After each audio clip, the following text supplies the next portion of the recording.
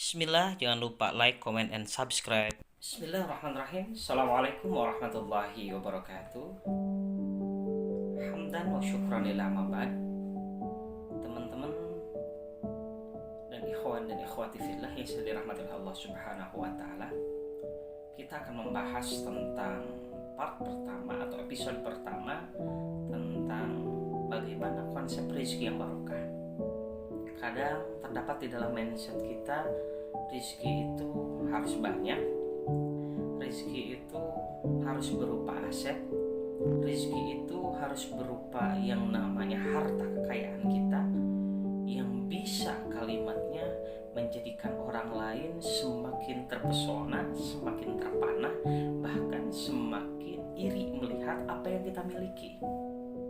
Sedangkan hakikatnya ada sesuatu yang Allah titipkan di muka bumi ini sebagai titipan, yang mana ada rizki orang lain yang dititipkan kepada kita. Makanya kita diamanahi oleh Allah sebagai orang yang kaya. Nah, kalimatnya adalah Quran surat At-Talaq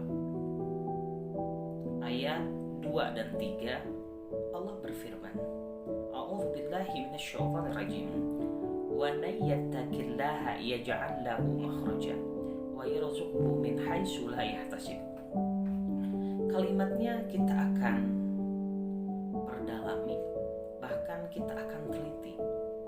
Apa sih ayat Al-Quran menjelaskan tentang وَمَن يَتَّقِ اللَّهَ يَجْعَل لَّهُ مَخْرَجًا? Barang siapa yang bertakwa kepada Allah. Artinya siapa saja yang bertakwa kepada Allah, maka konsep rizkinya harus barokah. Nah, konsep rizki barokah ini tidak cukup kalimatnya adalah kita mendapatkan dari cara yang halal, tidak. Tetapi kalimatnya harus sempurna. Karena konsep rizki barokah sudah terdapat di dalamnya banyak, sudah terdapat di dalamnya itu bermanfaat, sudah terdapat di dalamnya itu artinya terus menerus dan berlimpah. Maka kalau ingin konsep rizki yang seperti ini, maka catatannya orang yang bertakwa yaj'al lahu makhraja, akan Allah berikan solusi atau jalan keluar. Kita selalu mengartikan ketika solusi itu ketika kita punya hutang misalkan. Berarti ketika kita punya hutang, bagaimana kita mendapatkan solusi untuk melunasi hutang tersebut. Maka ketika fokus kita untuk melunasi hutang tersebut, ternyata kita melupakan pada konsepnya kita langsung bertujuan dari mana solusi itu akan kita dapatkan. Tetapi kita lupa ternyata konsep rezeki yang barokah harus meminta kepada sang pemiliknya. Siapa? Allah Subhanahu wa ta'ala.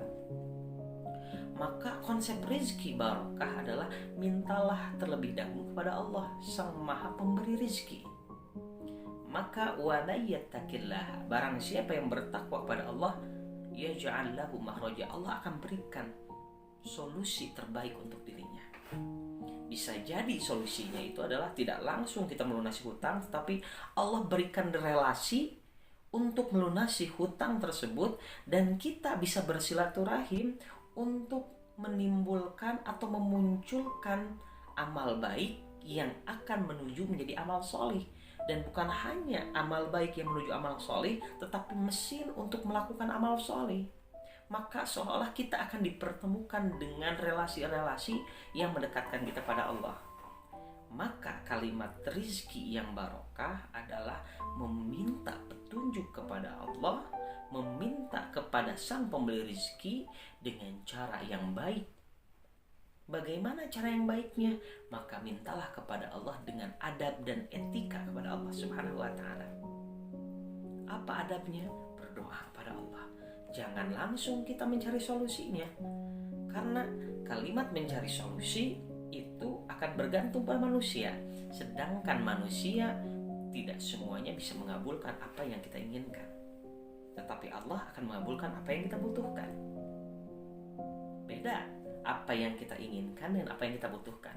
Kalau apa yang kita inginkan akan dibarengi hawa nafsu untuk menggapainya, maka tetap adalah bisa jadi hal-hal yang dilarang oleh Allah akan selalu ia tempuh. Tetapi apa yang kita butuhkan, Allah tahu porsi bagaimana setiap hamba yang dibutuhkan, atau setiap hamba membutuhkan apa, maka Allah akan berikan jalan yang terbaik.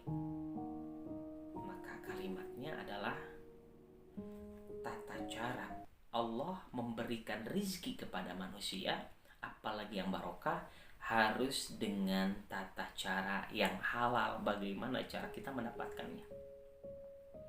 Karena ada 3 cara Allah memberikan rizkinya kepada kita.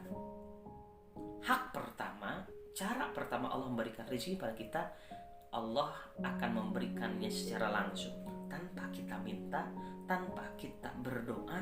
Kalimatnya Allah akan jamin rizki kita dengan ayat Al-Quran, wa ma min dabbatin fil ardi illa 'ala Allahi rizquha. Dan tidaklah Allah menciptakan seluruh hewan melata atau binatang melata, termasuk kita di dalamnya, manusia di dalamnya, maka kalimatnya Allah telah jamin rizkinya. Berarti kalimatnya Allah akan memberikan rizki kepada siapa saja yang ia kehendaki. Kemudian tata cara Allah memberikan rizki pada kita karena kita senantiasa berikhtiar, berusaha mencari di mana sumber rizki itu berada. Maka konsepnya kadang kita mencari dari A sampai Z, atau kita mencari dari A sampai D saja, jangan A sampai Z. A sampai D kita cari benar-benar dengan cara yang baik, kemudian dengan relasi yang baik, dengan pola pikir yang baik. Kalau kita pebisnis berarti kita layani yang namanya klien kita dengan cara yang baik. Tetapi apa yang terjadi? Kita tidak mendapatkan rizki dari A sampai D, tetapi Allah memberikannya dari sumber E. Apa kalimatnya? Bisa jadi apa yang menurut kita baik belum tentu baik menurut Allah, dan apa yang menurut kita buruk belum tentu buruk menurut Allah. Tapi kalimatnya adalah apa? Apa yang menurut kita baik, ada kalanya buruk menurut Allah, ada kalanya menurut kita buruk, tetapi ada kebaikan di sana. Berarti kalimatnya Allah lah yang sebagai penentu, kita hanya berikhtiar. Tetapi di balik ikhtiar tersebut ada silaturahim. Di balik ikhtiar tersebut ada sebuah konsep bahwasannya silaturahim mendatangkan rezeki. Dan cara ketiga ada dengan tata cara sedekah, yang mana kita akan bahas pada episode kedua bahwasannya bagaimana Al-Quran menyebutkan sumber rizki yang dijelaskan dalam Al-Quran, sehingga konsep kita itu adalah rizki yang barokah. Apa kunci rizki barokah? Bagaimana cara mendapatkannya, bagaimana tata cara menghabiskannya, dan bagaimana tempat atau di mana tempat kita menghabiskan rizki tersebut. Wallahu a'lam bishawab, wallahu a'lam bishawab. Kita akan berlanjut kepada konsep rizki yang barokah di episode yang kedua. Nantikan tetap di channel Study Bersama. Jangan lupa like, comment, share, dan subscribe. Assalamualaikum warahmatullahi wabarakatuh.